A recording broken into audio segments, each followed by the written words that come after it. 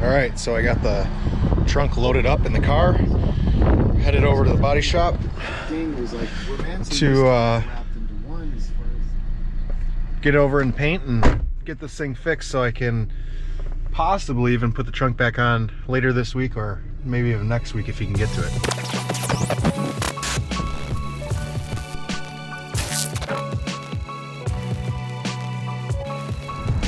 So I just got here, carried in the bumper. I'll show you guys what they got going on here. They got a cool NSX. They just put some fender flares on and some other projects going on.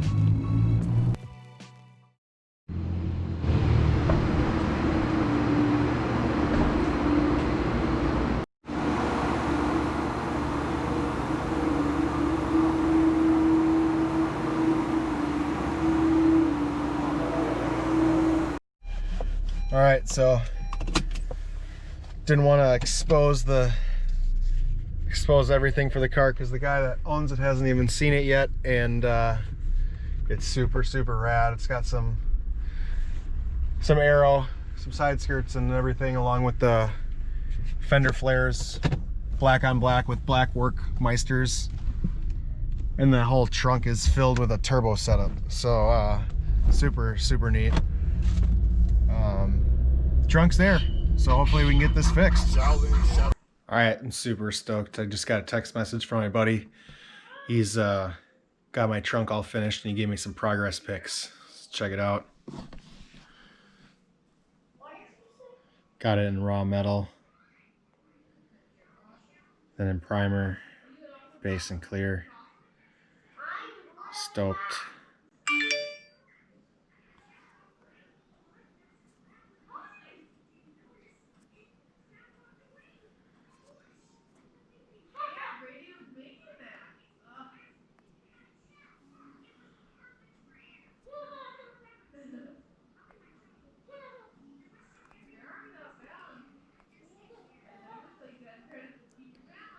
Base coat,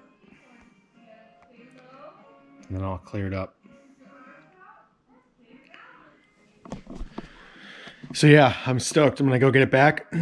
Gotta put the JDM emblem back on it and get the spoiler back on, and then I can toss it back on the car, and hopefully the color matches or matches enough where I don't really care, and we can get started with the front bumper too. I'm gonna toss all the stuff back on and go back to the steering wheel and remove that wiper stock that I wanted to do in the last video, and also put in the horn. So let's jump back at it. So I brought it back. I was able to get a hand just tossing it back on there and putting the bolts in. I actually did the exact same thing I did when I removed it, which is use the microfiber towels underneath the corners to make sure that I didn't scratch or dent anything, and threaded them in and aligned everything up. So now I got to do everything that we did in the last video in reverse order. Get all the wiring harness back in, the third brake light up on the top, the badge, and toss back the wing, the latch, and the lock, and we should be good to go. But I'm also going to jump back into the steering wheel. So like I said in the last video, you should be able to remove the steering wheel with the center bolt and be able to pull everything out. So I did just that. I undid the bolt in the back there, popped everything off, slid the wiring harness through, and now what I've done is remove the 3 screws here to remove the airbag and the clock spring, and just swing it down. I'm going to leave it all connected to the wiring harness because I want to put it back up, and then remove these 3 screws, 1, 2, and 3. So all 6 of these, we use a number 2 Phillips head screwdriver. Pretty standard sizing. Got your handy dandy snap-on, but as you can see, regular number 2. So pulling these off, technically I don't need to pull this off. I can just unclip these wire harnesses and pull it off. The 2 screws for this multifunction switch, or the wiper switch, that we're going to be removing are in the front. But I was unsure of how to remove it. I didn't want to break anything, so I unscrewed these. Really, there's just a tab in here, so you got to pry it up and pop and slide this piece out. But most likely, now that I see this, you will have to unscrew this, because you're going to need to pull this piece forward in order to slide it out completely. So now that we've got this out, I'm going to reinstall these things back in here, put our steering wheel back in, and then I'm actually going to remove the steering wheel itself, because I'm going to replace these 6 screws with some titanium screws, and also install the horn button ring. Put our harness back in.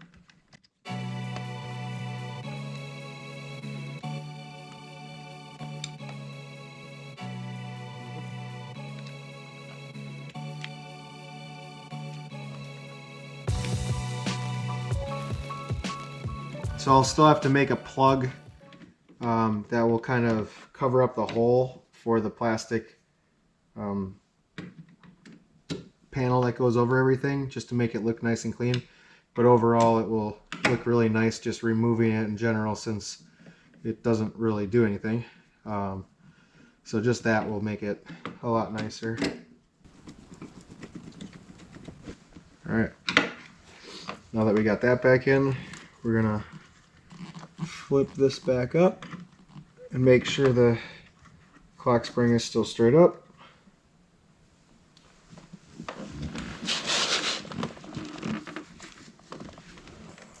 Got 3 screws.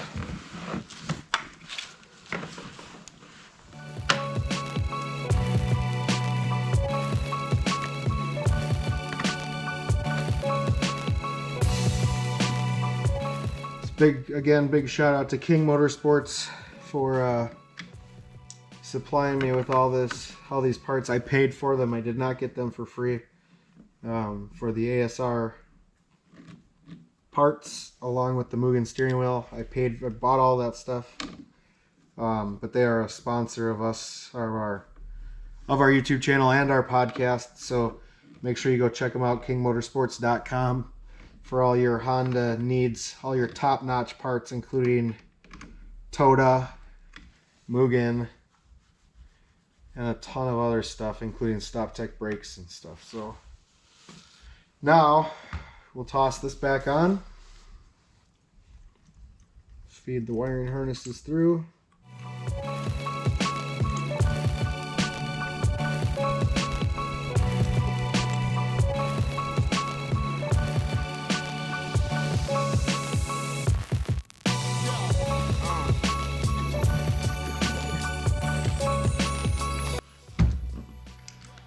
Like I said before, or like I did when I took it off, you can just slide this straight down the middle.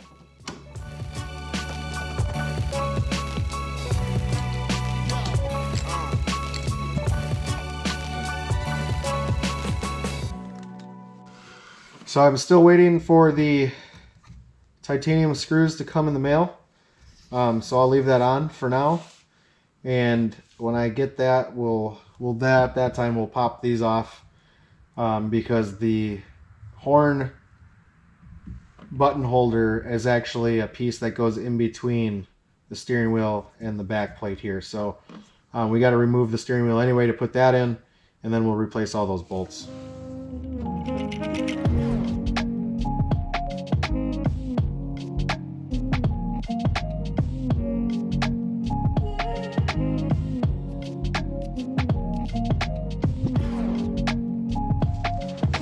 Perfect.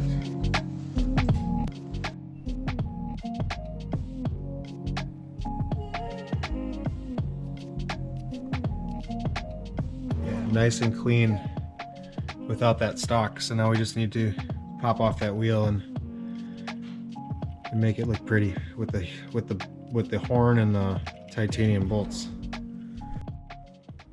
All right, so now we need to clean the wing off to get that ready to get installed. But before that, we need to prepare the trunk and install the wing stands. And we got to prep the paint real well so that the adhesive sticks, and that's really important because we have holes drilled in it and we don't want water or moisture to get into those drilled holes. Luckily we have those holes painted really, really well, but still we want to make sure that they're sealed. So we need to align that on the trunk and make sure that that's right, along with bolting them down. And then we'll clean the wing and install the wing after the wing stands are installed. Before we install the wing, I'm probably going to go and do some sanding underneath the wing area that I know that I probably won't be able to get to later, and make sure the paint is all good underneath there, and then toss it on. So we'll let's start with the wing stands.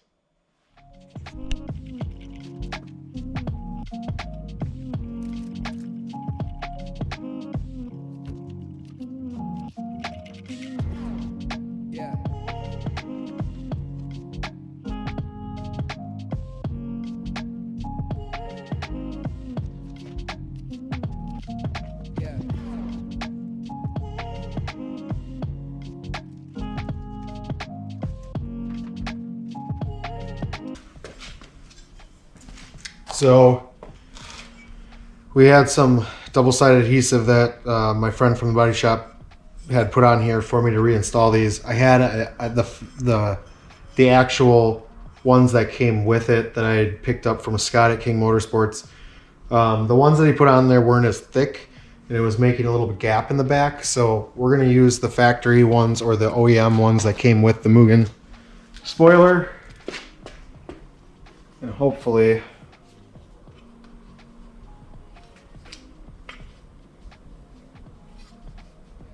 that should work.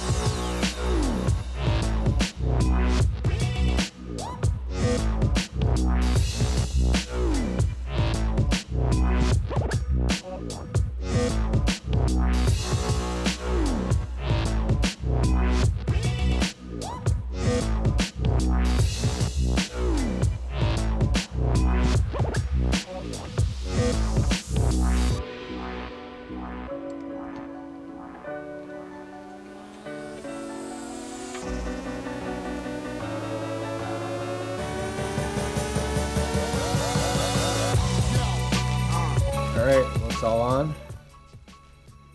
Looks good.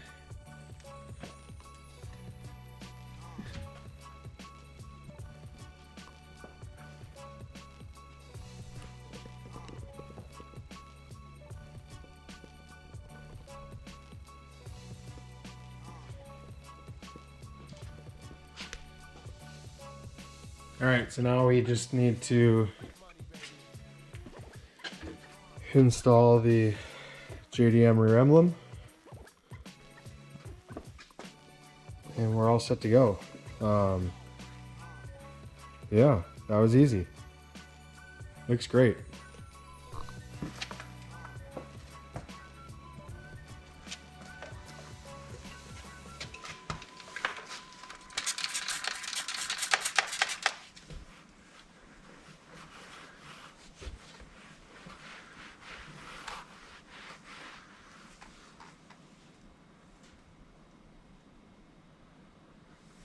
So I think what we're going to do is we're going to sand around here a little bit. There's a little bit of orange peel I want to take care of, and I'd rather do that before we install the emblem.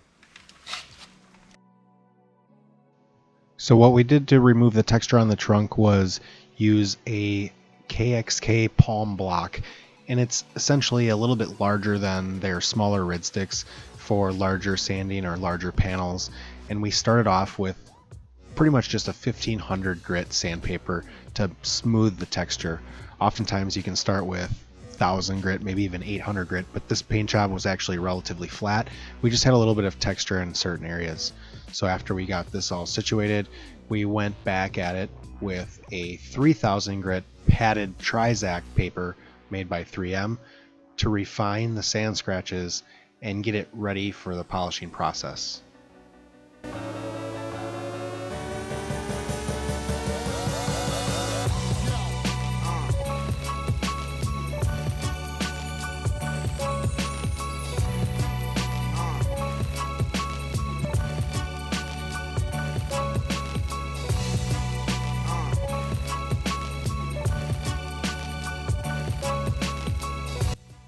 Now that the sanding process is complete, we're going to start onto our polishing. Since we're working with a relatively flat panel, I'm actually going to use a DA polisher. Typically when I'm doing wet sanding, I would probably go with a rotary polisher with a heavy cutting wool pad, just because it levels orange peel and sand scratches relatively well. But because we sanded this pretty flat and we started with a paint finish that was already relatively flat, we're going to go with a DA option. Today we're going to use the 3M pneumatic polisher with a 15 millimeter orbit. So that's actually kind of a monster orbit, similar to what you'd find in a Rupes Bigfoot tool, like their 3-inch polisher.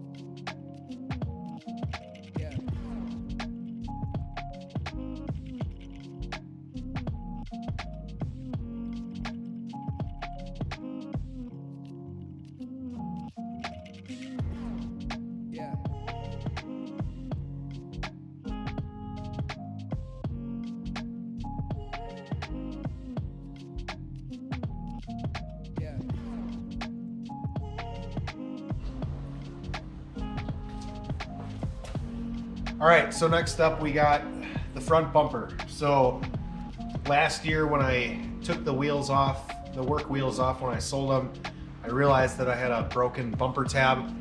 So the whole left, or the whole driver's side or left side of this bumper was loose.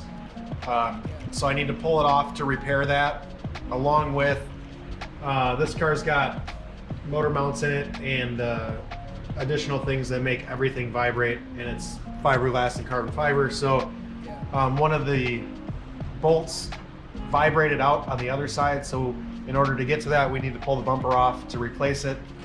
And then I also want to pull out the headlights because I want to do paint protection film or clear bra on those to protect them from fading and to keep them from getting chipped up even more. So we're going to sand these, which should be relatively easy because we've sanded them before. So half the work's already done. So we'll sand these down really good, polish them out, and then put paint protection film on them. So first thing first, we got to pull off all the tabs and hardware up here to remove the radiator tabs, along with the cooling plate and all the hardware along here, and then the hardware holding the bumper on to the fenders and underneath. So let's do it.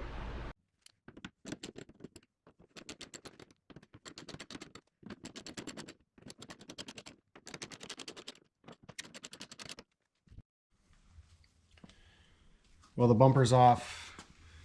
I broke it down and took it back to the body shop, took it back to my buddy Joel to have him paint the lower part of it flat black again, just because it was starting to get faded and there was a little bit of damage that needed to be repaired on it.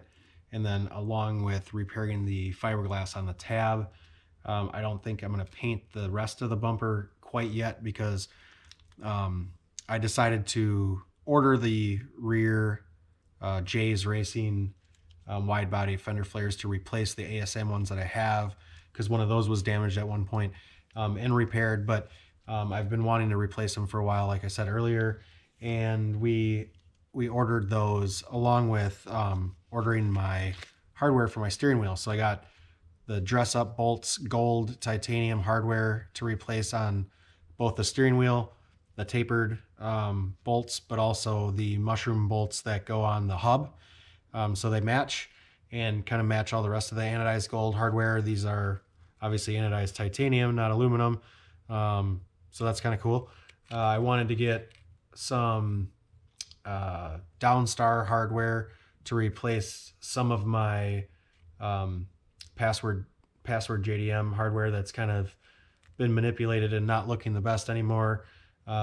They still look really nice, but it's kind of a traditional fender washer that everybody's been doing for a long time. So I was looking at the Downstar stuff. Unfortunately, there was a couple items that they didn't have that I wanted. And for the fender flare stuff, I just felt like the dress up bolts was probably gonna fit the space that I had in the flares a little bit better. So I ended up going with the dress up bolts titanium hardware for the rear fender flares too. I did those in black just because I don't do any of the gold hardware on the exterior of my car. That's all kind of like interior bits and stuff like that. So I ordered those in black as well, and those are coming. But I did get the gold steering wheel ones, and I installed them along with the horn collar, so I was able to clip in the horn, and it's looking really cool. I still gotta kind of wipe it down and clean it because for some reason the steering wheel like looks dusty no matter when you touch it. So that's probably one of the things that I don't like about it. But I think it's because of the brushed finish of it. It just, I don't know, it tends to look a little dirty, but we'll check it out. It looks really cool.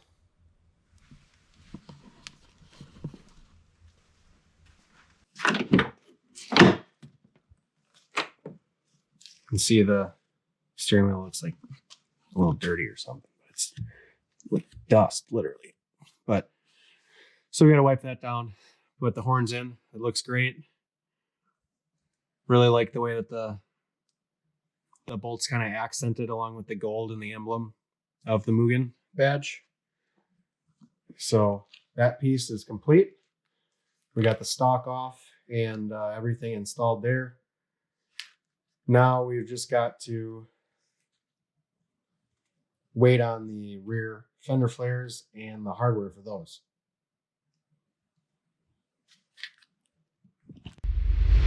Please make sure you click on the subscribe button below, like and comment and share with your friends. We've got more episodes coming of my S2000 build, along with some great episodes of David's BMW 3 Series drift build and also Paul's 240SX drift build as well.